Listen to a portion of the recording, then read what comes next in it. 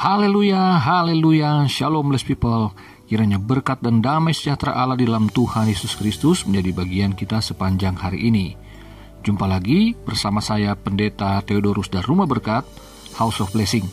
Udah lama saya tidak membuat podcast seperti ini, dan saya akan menyampaikan pada hari ini sebuah tema yang sederhana, yaitu Allah yang mencobai umatnya. Firman Tuhan terambil dari kitab Kejadian pasal 22 ayat 1. Begini firman Tuhan. Setelah semuanya itu Allah mencoba Abraham. Ia berfirman kepadanya, Abraham, lalu sahutnya, ya Tuhan. Nah, blessed people, dalam pembacaan kita tadi, jelas konteks dari pasal 22 adalah tentang Ishak yang dikorbankan oleh Abraham atas perintah Tuhan Allah itu sendiri. Jadi, Ishak yang merupakan anak perjanjian di masa tua Abraham, ternyata kemudian diminta oleh Tuhan untuk dipersembahkan sebagai korban bakaran. Di sini kita melihat bahwa sesuai dengan judul dari Lembaga Alkitab Indonesia, yaitu kepercayaan Abraham diuji. Namun yang menjadi tema kita hari ini adalah Allah yang mencobai umatnya. Bukankah di dalam surat Yakobus 1 ayat 13 dikatakan, Allah tidak dapat dicobai oleh yang jahat dan ia sendiri tidak mencobai siapapun?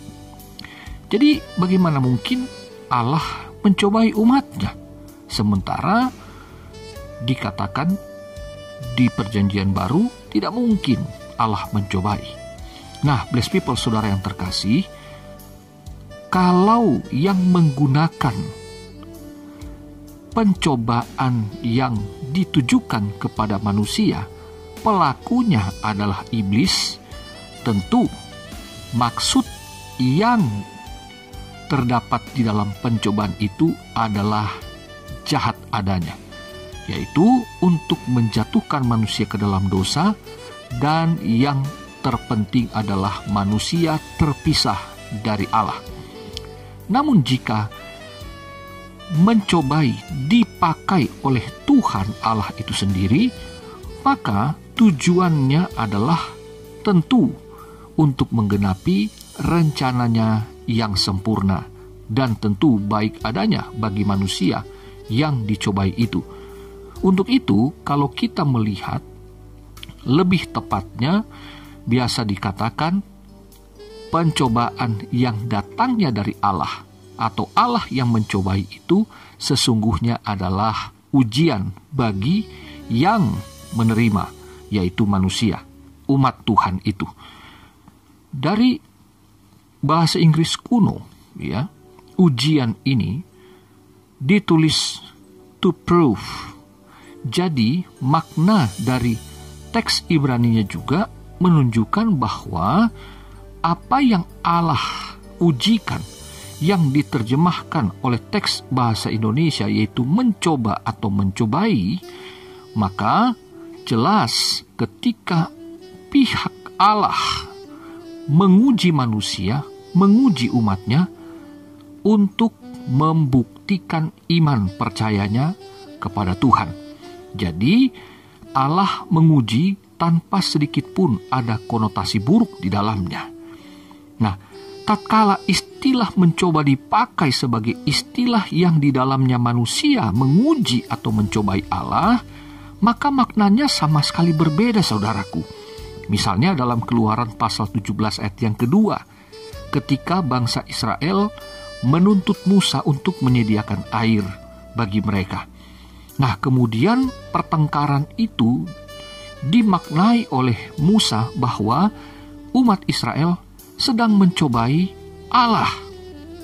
Kemudian di ayat 7-nya jelas dikatakan di sana bahwa bangsa Israel mencobai Tuhan ketika mereka berkata, adakah Tuhan di tengah-tengah kita atau tidak?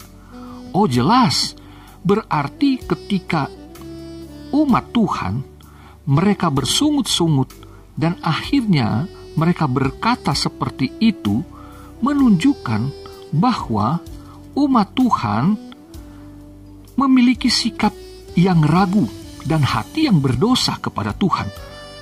Dalam situasi ini, manusia ingin memastikan apakah kuasa Allah cukup besar, yang akibatnya adalah mencobai Allah. Jadi saudaraku, kalau kita diuji, maka kita harus melihatnya dari konteks perjanjian, bahwa Allah memberikan kita keselamatan di dalam Kristus, namun bukan berarti kita bebas dari ujian, masalah kehidupan. Karena Abraham, bapak orang beriman, mengalaminya. Abraham menerima perjanjian dalam Kejadian pasal yang ke-12, kemudian ia mengalami fase naik turun iman sampai pasal 22 ini. Ada puluhan tahun perjalanan Abraham bersama dengan Tuhan tidak selalu baik-baik saja. Ya samalah seperti saudara dan saya. Ada saatnya kita percaya banget, ada saatnya kita kok seperti kehilangan iman. Nah, kita kehilangan kepercayaan. Padahal kita memiliki janji. Abraham memiliki janji, Israel memiliki janji, dan kita pun memiliki janji. Firman Tuhan sudah ada pada kita, tapi dalam situasi tertentu kita harus akui kadang-kadang kita kurang percaya. Dan ini ternyata masuk di dalam konteks mencobai Tuhan.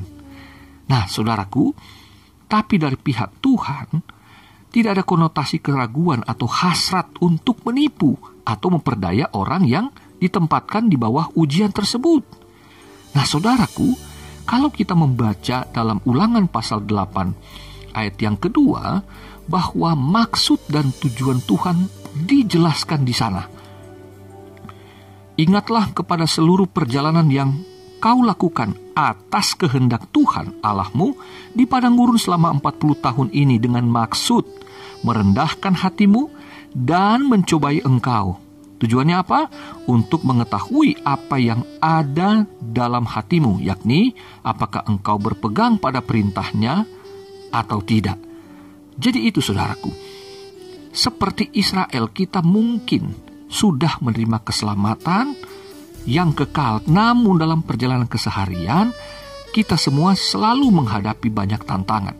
Tapi sebagaimana Abraham pada akhirnya harus mengalami ujian yang menunjukkan kualitas imannya seperti yang Tuhan inginkan, maka demikianlah Israel diproses, demikianlah saudara dan saya diproses. Tuhan ingin mendapati iman kita, bukan iman yang naik turun lagi.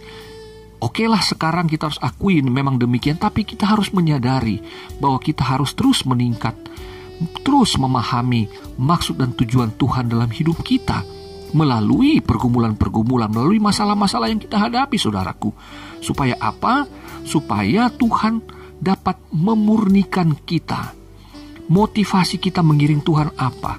Apakah kita hanya menginginkan mujizat, hanya menuntut Tuhan memberkati pekerjaan, menuntut Tuhan menyediakan makanan minuman, ataukah kita akan mengikut Dia karena apa yang Tuhan katakan? Karena di ayat yang ketiga dikatakan, jadi ia merendahkan hatimu, membiarkan engkau lapar dan memberi engkau makan mana yang tidak kau kenal dan yang juga tidak dikenal oleh nenek moyangmu, untuk membuat engkau mengerti bahwa manusia hidup bukan dari roti saja, tapi manusia hidup dari segala yang diucapkan Tuhan. Ini maksudnya, saudaraku. Jadi kita pada akhirnya mengikut Tuhan bukan hanya melihat hal-hal yang sementara, yang menjadi kebutuhan sementara, tetapi dari firman yang kita dengar, meskipun roti adalah penting, kebutuhan pangan sandang papan di dunia itu penting, tapi yang terpenting adalah maksud-maksud yang kekal dari Tuhan. Israel gagal memahami itu, tapi akhirnya Abraham memahaminya ketika ia mengorbankan Ishak.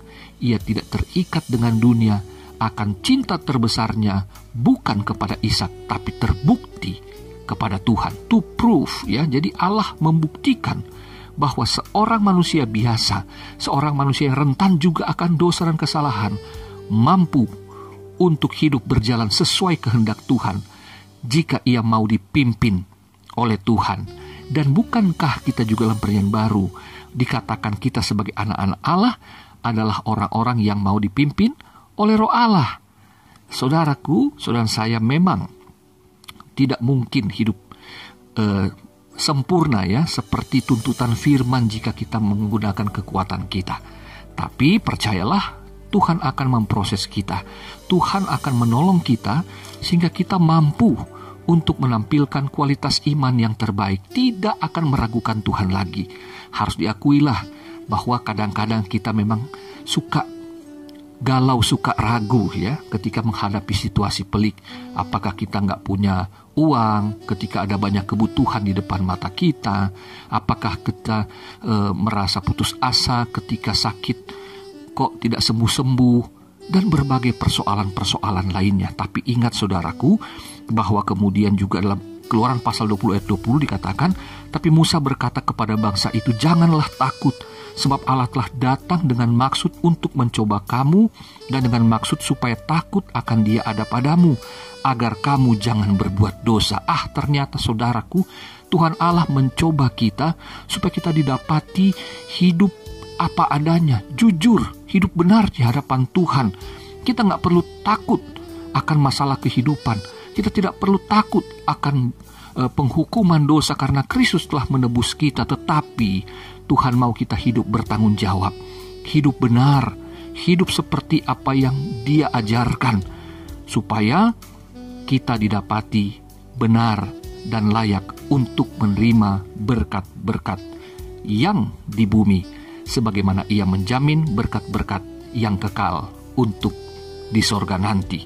Jadi saudaraku, mari ketika pencobaan datang, kalau itu menunjukkan kita akan terbukti benar, iman percaya kita adalah iman yang betul-betul berpaut kepada Tuhan, maka terimalah dengan ucapan syukur. Tapi apabila pencobaan itu akan membawa kita masuk ke dalam dosa dan jauh dari Tuhan, itu pencobaan dari iblis, bukan dari Tuhan. Tapi jika persoalan yang kita hadapi akhirnya mendewasakan kita, membuat kita mengerti, semakin mengenal Tuhan, insaf akan keberadaan Dia, maka itulah pencobaan atau ujian, atau untuk membuktikan bahwa saudara dan saya adalah anak-anak Allah, milik kepunyaan Allah yang patut dibela, dilindungi, dan diberkati. Sampai jumpa lagi. Tuhan Yesus mengasihimu, Tuhan Yesus memberkatimu. Haleluya, blessed people.